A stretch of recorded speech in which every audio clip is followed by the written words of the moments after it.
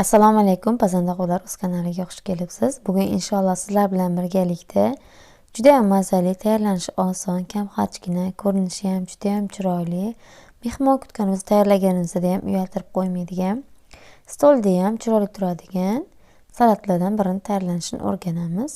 Bismillahirrohmanirrohim. Birinchi kerakli masalalarimizni tayyorlab olamiz. Bizga 2 dona bodring, 200 gram kolbasa, 200 gram pishgan tovuq filesi, 2 bog' aysberg karomi barglari, 2 dona tuxum, mayonez, kukurs kerak bo'ladi. Birinchi 2 dona tuxumimizga yarim choy qoshiq tuz, 1 osh qoshiq o'simlik yog'i solib yaxshilab aralashtirib olamiz. Mana shunaqa qilib yaxshilab aralashtirib olamiz. Endi esa qizib turgan tavamizga yog' surtmasdan solib quymoq qilib pishirib olamiz.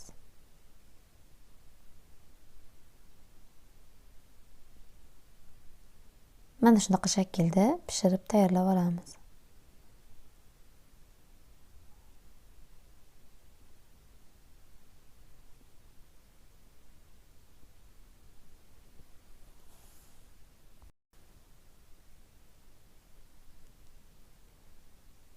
Hammasini ketma-ketlikda oz-ozdan solib, shunaqa quymoq shaklida pishirib olamiz. Tavaga yog' surtmaymiz, quruq o'zida pastroq olovda pishiramiz.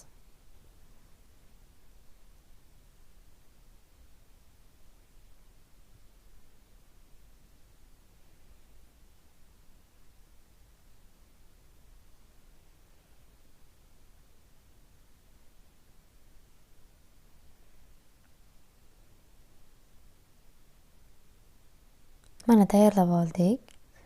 Mana shunaqa shaklda bo'ladi. Endi rulet shaklida o'rab olamiz. Pichog'imiz bilan mana shunaqa keniydi kesamiz, juda ham yuqqa qilib olmaymiz. Somon shaklda qilib to'g'rab olamiz. Mana tayyorlab oldik. Idishimizga solamiz.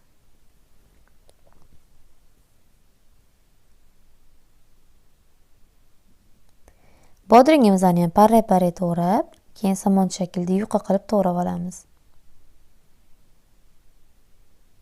Masalliqlarni oila a'zolarining soniga qarab ko'proq, kamroq tayyorlab olasizlar.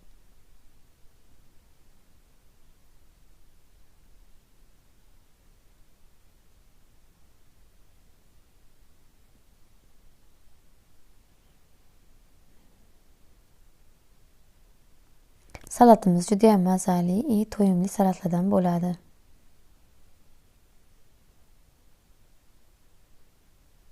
Buni ham idishimizga solib olamiz.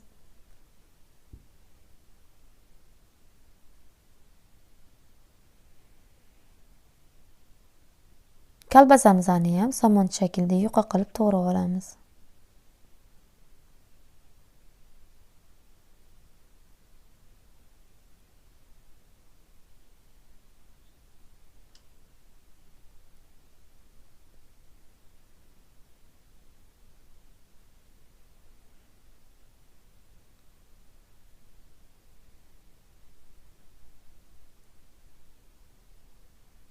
Idishimizga solib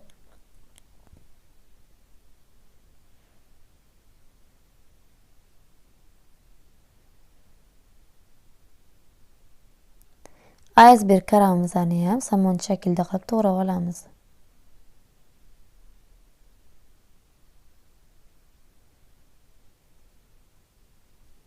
Idishga solamiz.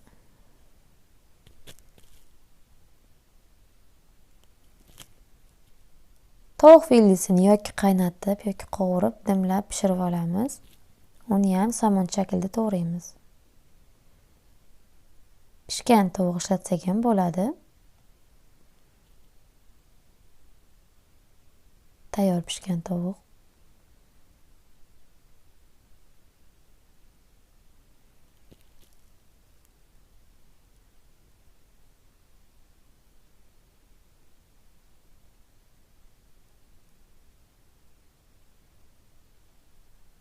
Idishimizga solamiz. Mana hammasini to'g'rab tayyorlab oldik. Endi kukuriz bilan mayonez solamiz. 4 osh qoshiq kukuriz soldim. Xohishga qarab kukurizni ko'paytirsak bo'ladi. 4 osh qoshiq mayonez soldim. Aralashtirib kamlik qilsa yana qo'shamiz. Mayonez solib, yaxshilab aralashtiramiz. Aralashtirganimizda agar salatamizda mayonezi kamroq bo'lib qolsa, yana mayonez qo'shamiz.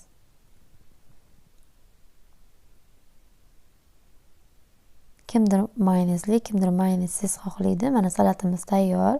Juda ham mazali, juda ham chiroyli bo'ladi. Tayyorlab ko'ringlar, sizlarga ham tavsiya qilaman. Videoimni yoqqansa kanalimga obuna bo'lib, like bosinglar. Fikrlarni kommentariyada qoldiringlar. E'tiboringlar uchun rahmat.